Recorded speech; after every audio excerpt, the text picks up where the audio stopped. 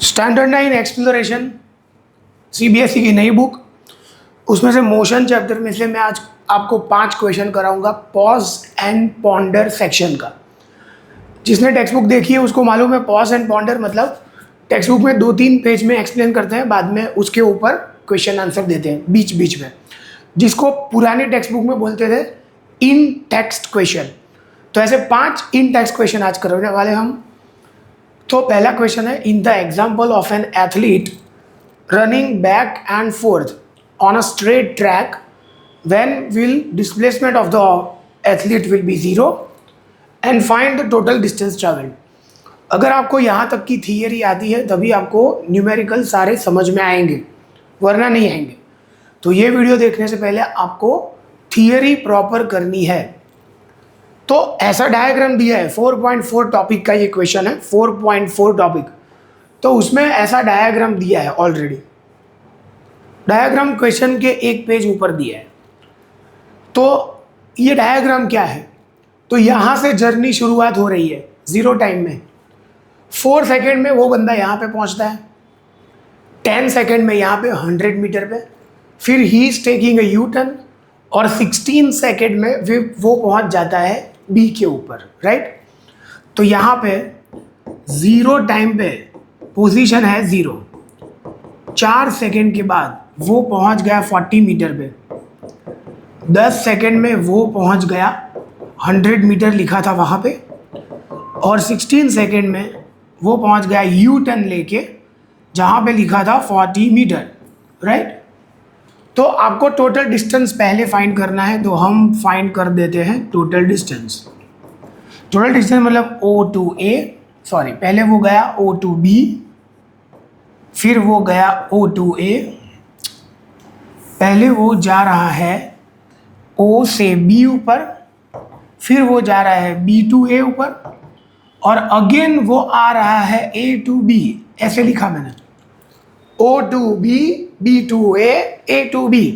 O to B 40 metre है, B to A 100 - 40, 100 - 40, और A to B ये भी 100 - 40 है। Distance is always positive, distance कभी नेगेटिव नहीं होता। 60, 60, 120, 120 और 40, 160, मतलब जो क्वेश्चन दिया है उसमें 160 मीटर आएगा। तो क्वेश्चन में ऐसा लिखा है व्हेन विल द डिस्प्लेसमेंट 0, तो ये बी पे आके खड़ा रहेगा। अगर वो वापिस ओ पे आ जाता तो उसका डिस्प्लेसमेंट 0 हो जाता, right. If an athlete again comes back to O, then his displacement will be 0, क्योंकि उस टाइम फाइनल पोजीशन और इनिशियल पोजीशन सेम हो जाती, इसीलिए उसका डिस्प्लेसमेंट क्या आता 0। उसी टाइम पे अगर वो O पे वापिस आ रहा है तो उसने कितना डिस्टेंस कवर किया होगा, तो पहले वो गया 0 to 100 मतलब 100 मीटर, और वापिस आ गया 100। तो उस टाइम पे जब डिस्प्लेसमेंट 0 होगा उस टाइम पे उसका डिस्टेंस कितना होगा 200। At the time when displacement is equal to 0, then at that time distance 100 right side, 100 left side. तो टोटल डिस्टेंस कितना आएगा उस टाइम पे 200 मीटर। जब उसने डिस्प्लेसमेंट 0 किया तब उसका टोटल डिस्टेंस कितना आएगा 200 मीटर। तो ये मैंने पूरा सम आपके लिए कर दिया, गॉट इट। बहुत ईजी, अगर थियरी आती है तो आपको ये सम आ जाएगा। Second question, fuel used up in a vehicle depends on which of the following. आप व्हीकल चलाते हो तो जो फ्यूअल यूज होता है, कॉमन सेंस की बात है, किसी स्टैंडर्ड 5 वाले बच्चे को भी आप पूछेंगे तो वो बता देगा कि आप जितना व्हीकल चलाओगे उतना फ्यूअल कंज्यूम होगा, ओके। तो it depends on total distance travel, displacement पे डिपेंड नहीं करेगा, क्योंकि आप घर से निकले, स्कूल गए या फिर कॉलेज गए, कॉलेज से वापस स्कूल आए, तो डिस्प्लेसमेंट हो गया 0, लेकिन fuel consumption can not be 0। तो यहाँ पे लिखा है it always depends on the total distance travelled. If it comes to original position again after covering any distance in any direction. भले कोई भी direction में कितना भी distance cover करे, वापिस आ गया original position पे, then displacement will be zero, but fuel used can't be zero, क्योंकि आपने बहुत कवर किया है. आप अहमदाबाद टू वडोदरा गए 100 किलोमीटर, वापिस आए घर पे 100 किलोमीटर, डिस्प्लेसमेंट जीरो हो गया. तो क्या टांकी भरी की भरी हुई रखेगी आपकी पेट्रोल वाली? नहीं, वो तो यूज हो जाएगी. Got it? तो फ्यूल कंजम्पशन बेसिक क्वेश्चन है, किसके ऊपर डिपेंडेबल है? डिस्टेंस के ऊपर. Okay. A ball rolls on an inclined plane. Inclined plane पे जा रहा है बॉल, सीधा ही प्लेन है. Is it a motion on a straight line? तो पहला answer yes. As O2D is a straight line path. O2D is a straight line path, so it is a motion on a straight line. क्योंकि यहाँ पे path straight line है, इसीलिए ये straight line motion है. Okay. Next में लिखा है, can O2D be depicted using horizontal line? Yes. सीधा ही तो रास्ता है. Yes. O2D is depicted using a straight line. O2D आप स्ट्रेट लाइन से दिखा सकते हो? हाँ भाई, दिखा सकते हैं. Are values of total distance traveled and magnitude of displacement 0 O from O is equal और डिफरेंट? भाई सीधा ही रास्ता है. अगर स्ट्रेट लाइन हो तो डिस्टेंस और डिस्प्लेसमेंट क्या होता है? Same. As it is a straight line path, distance is always equal to क्या आएगा? डिस्प्लेसमेंट. तो फाइंड करता है O2A. O2A कितना है? 40 सेंटीमीटर. मुझे फाइंड करना है O2B. O से लेके फाइंड करना है, तो 40 + 10 कितना आएगा? 50 मीटर. O2B आएगा आपका 50, दैट इज 50 मीटर. अभी मुझे फाइंड करना है O2C. O2C मतलब 40, 10, 20, तो ये आएगा 70 सेंटीमीटर. और मुझे फाइंड करना है O2D, इसमें भी सेंटीमीटर आएगा. O2D 40, 10, 20, 30, तो ये फाइनल आएगा 100 सेंटीमीटर. राइट. जितना डिस्प्लेसमेंट है उतना ही डिस्टेंस होगा, क्योंकि स्ट्रेट लाइन पाथ है और वो बंदा यू टर्न लेके वापस नहीं आ रहा है, इसीलिए डिस्टेंस एंड डिस्प्लेसमेंट दोनों कैसे होंगे? सेम.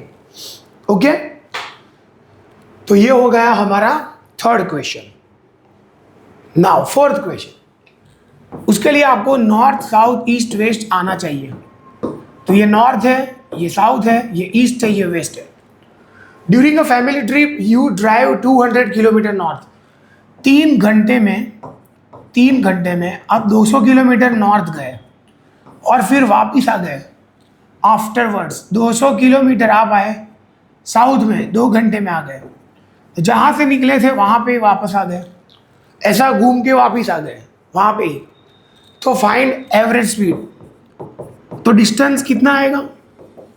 आप 300 किलोमीटर नहीं, 200 किलोमीटर ऊपर गए और वहाँ से यू टर्न लेके 200 किलोमीटर नीचे आ गए, तो डिस्टेंस कवर किया 400 किलोमीटर. टोटल डिस्प्लेसमेंट 0 होगा. जहाँ गए वहाँ पे ही वापस आ गए, टोटल डिस्प्लेसमेंट 0. और टोटल टाइम 3 घंटे पहले, 2 घंटे बाद में, तो टोटल टाइम आएगा 5 आवर्स. 5 घंटे जर्नी की. हमें फाइंड करना है एवरेज स्पीड. एवरेज स्पीड मतलब total distance upon total time. Average speed होता है total distance upon total time. Total distance कितना है? तो टोटल डिस्टेंस है 200 ऊपर 200 नीचे 400 किलोमीटर. टोटल टाइम 5 घंटे, तो ये आएगा 80 kilometre per hour. 80 kilometre per hour आपका टोटल एवरेज स्पीड है. ओके. मुझे फाइंड करनी है एवरेज वेलोसिटी. एवरेज वेलोसिटी होता है total displacement upon total time. Displacement 0 किया, ये 5 घंटे हो गए. 0 किलोमीटर पर आवर, तो एवरेज वेलोसिटी आएगी 0 किलोमीटर पर आवर और एवरेज स्पीड होगी 80 किलोमीटर पर आवर। डन। बहुत ही इजी सम है। 5 सम बोले थे मैंने, लास्ट सम करवा देता हूं। अंडर व्हाट कंडीशन, मैग्नीट्यूड मतलब वैल्यू, मैग्नीट्यूड मतलब what, value of average velocity is equal to average speed. Average velocity और एवरेज स्पीड कब सेम होगी? तो स्ट्रेट लाइन पाथ होगा तब, when path of motion of the object is a straight line. In that case, average speed will be equal to average velocity. Straight line path है तो average speed और average velocity same आएगी। ऐसा कब होगा कि average velocity 0 but average speed is not? When initial position is equal to final position. When initial position is equal to what? Final position. In that case total displacement is equal to 0 but total distance is not equal to 0. अब गए, वापिस आ गए, displacement 0 हो गया लेकिन distance 0 नहीं है। So in that case